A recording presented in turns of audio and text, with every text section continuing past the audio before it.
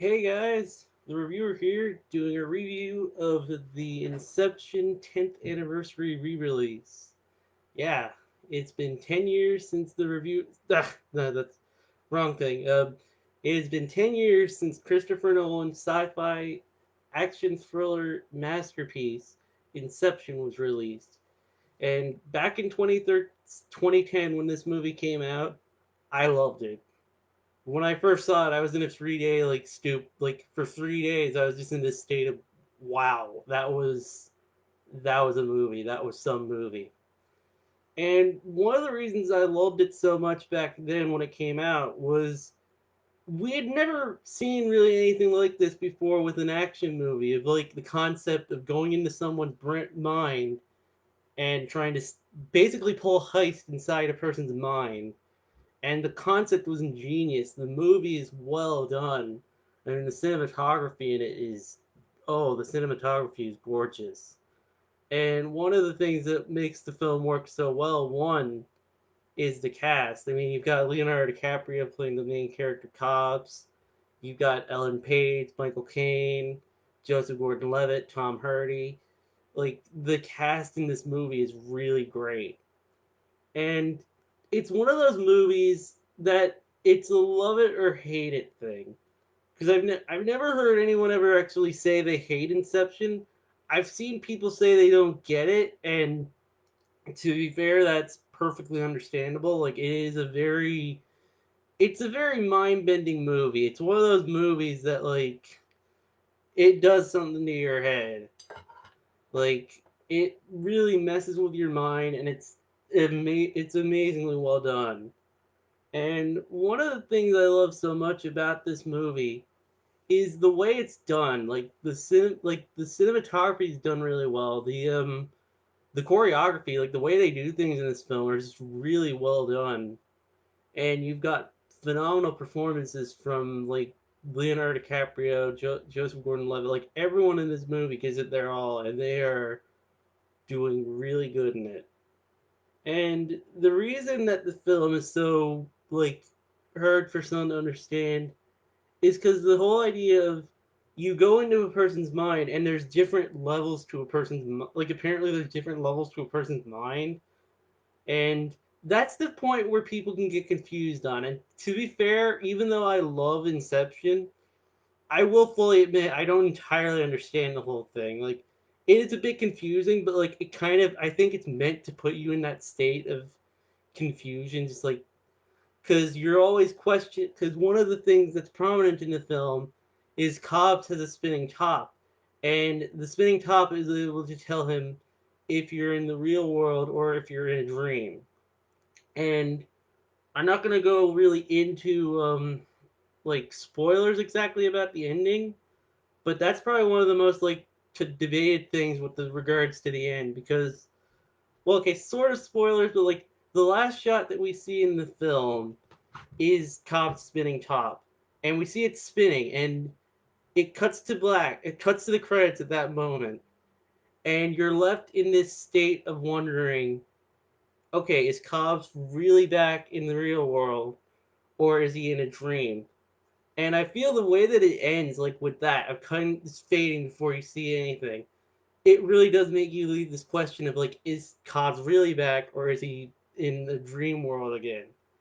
Because the way you would know if you're in the dream world, I'm not entirely sure if I get it completely, but I think it's meant to be like if you're in the dream, and you're using your totem. If the spinning top is still going, I think that's an indication you're still in a dream.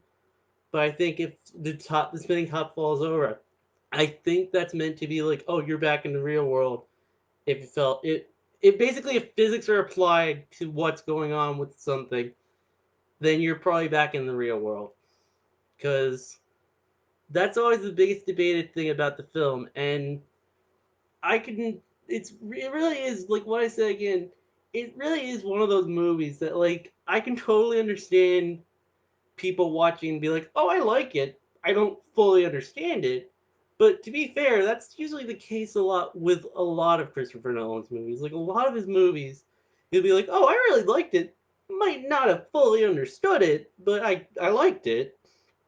And tonight I'm going to be seeing his newest film, Tenet, the first new release in several months.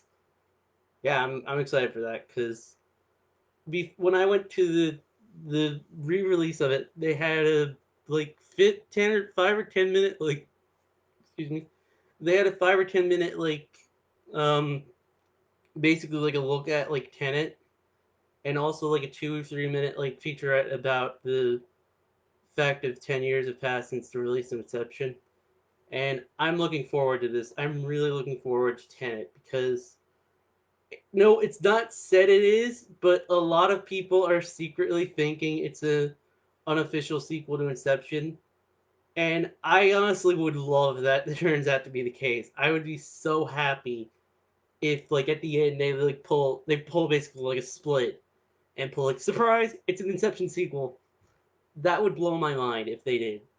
Like that would blow my mind if at the very end like you see Leonardo DiCaprio or a spinning top. They're like, okay, that's awesome. I wouldn't be surprised if they probably have like a little like nod to like Inception in some way, because the main purpose of the plot, I don't fully understand it. I mean, that's kind of the thing. I'm going in cold, like, well, not exactly cold, but like basically as cold as I can go in, and I'm looking forward to it because I have like no clue what's gonna happen. But I'm hyped. Like it's my most anticipated movie of the year, and it's got like pushed back like 4 times, or wait, three. No, it might have been four. 3 or 4. It got delayed a lot. It was like supposed to come back like the beginning of the summer. It's supposed to come out like back in July, and then it got pushed to. I think like first it was like I think the end of July, and then it was like beginning of August, and now it's coming out at the end of August, and I think it is getting released in the States, but I think it's uh what is it? I think in the States it's not getting like a wide release. It's kind of blurry because the situation in the States, a lot of theaters in the States aren't open at the moment. So yeah, some people are probably not going to see this film or to see Tenet, or they'll see it at a later point. Honestly, I'm a little surprised. I'm kind of glad. I'm still glad I'm getting to see it tonight, but I'm honestly a little surprised they didn't just push it to 2021. I honestly was kind of half expecting that. Like when they delayed it a third time, I was kind of assuming like, okay, they're gonna delay it to 2021.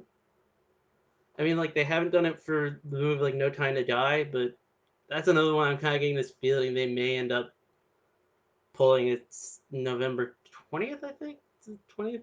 Yeah, November 20th. Like I think end of November, No Time to Die is supposed to come out.